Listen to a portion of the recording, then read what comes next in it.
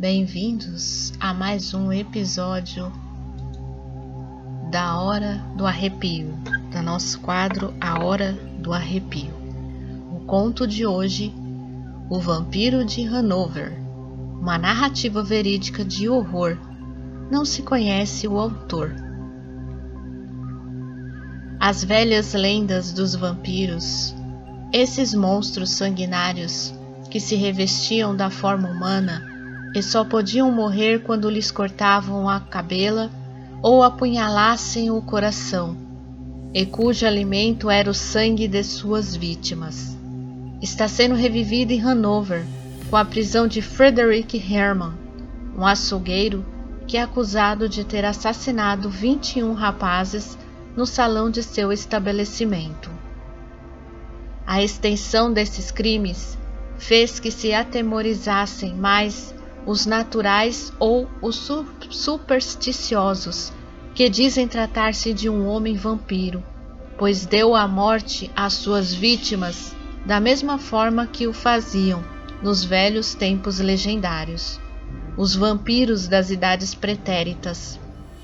Em toda a narração do açougueiro Herman, há um curioso paralelo com o vampiro da novela de Bram Stoker, intitulada Drácula, um célebre conde que atraía suas vítimas para o seu castelo, onde praticava os assassínios. O açougueiro Herman atraía os rapazes para o sótão do seu estabelecimento comercial de carnes, diferindo apenas a aparência do conde, que era delgada e silenciosa, sempre de luto, com o Herman, que era um robusto alemão. Disse que o conde vampiro nunca se mirava no espelho, porque não era mortal como os demais, sendo figura predestinada a vagar pela terra como castigo de ter vendido a alma ao diabo em tempos passados. Da mesma forma que o conde vampiro, o açougueiro Herman é dotado de formidável força física, de acordo com a lenda que diz que o vampiro é mais forte que 20 homens. Negou-se o açougueiro a dar os detalhes de seu crime, tendo até agora confessado o total de 14 assassínios. Ele atraía os jovens desvalidos ao sótão de sua casa, oferecendo-lhes comida e alojamento, matando-os em seguida à moda dos vampiros, chupando-lhes o sangue, e depois atirava os cadáveres ao rio Lane ou enterrava-os no mesmo sítio. Se a velha lenda se confirmar, estes rapazes serão outros tantos vampiros, porque aquele que morre às mãos de um vampiro se converte imperecível e segue o jogo de sua vida até encontrar alguém que lhe conceda a graça de atravessar-lhe o coração com um estilete. Ainda assim, o vampiro não pode obrigar a sua vítima a acompanhá-lo, nem pode entrar em nenhuma casa sem que para isso seja convidado expressamente. Herman, dizem os supersticiosos, também tentava com ofertas enganadoras, dando impressão às suas vítimas de que não os obrigava a entrar em sua casa ou favorecer-lhes com sua hospitalidade. E todos os que entraram no sótão nunca mais saíram de lá. Dizem que o açougueiro está sofrendo dos mesmos ataques de cólera que a lenda afirma que os vampiros são sujeitos quando estão acorrentados. E quando a polícia quis obrigá-lo a declarar onde esconder os cadáveres, começou a chorar e a gritar desesperadamente, fazendo contorções de modo lastimoso, tentando quebrar as cadeias e arrebentar a cabeça contra as paredes da prisão. Em gritos desesperados, pede que lhe cortem a cabeça, se quiserem, ou que o levem para outra prisão onde não esteja sujeito aos olhares públicos.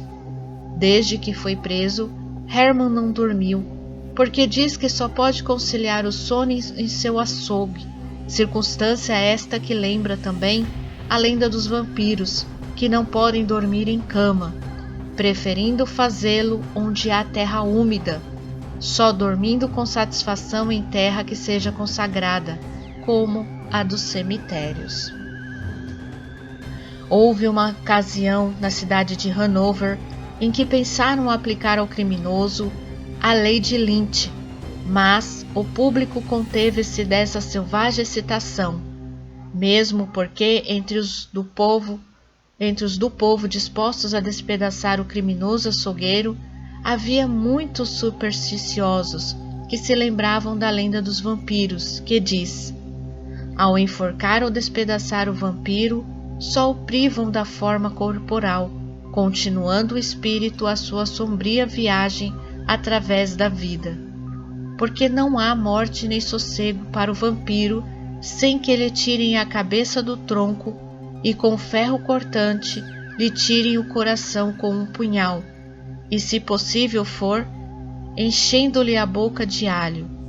Acrescenta a lenda ainda que é preciso fazer toda diligência para os interstícios do túmulo de um vampiro sejam selados com obreias bentas pela igreja. As autoridades da cidade de Hanover têm recebido centenas de lastimosas cartas de mães que tiveram filhos desaparecidos, pedindo a descrição dos esqueletos encontrados no sótão do açougue e nas margens do rio Lane. Muitas visitaram o lugar onde supõem ter havido o sacrifício de seus filhos.